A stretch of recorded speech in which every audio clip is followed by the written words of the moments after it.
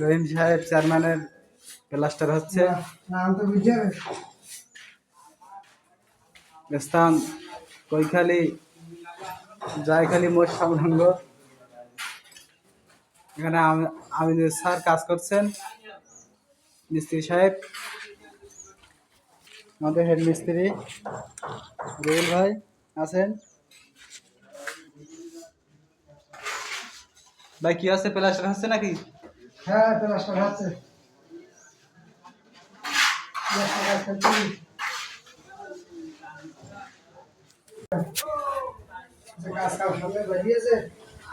বছর গান করবেন? হ্যাঁ,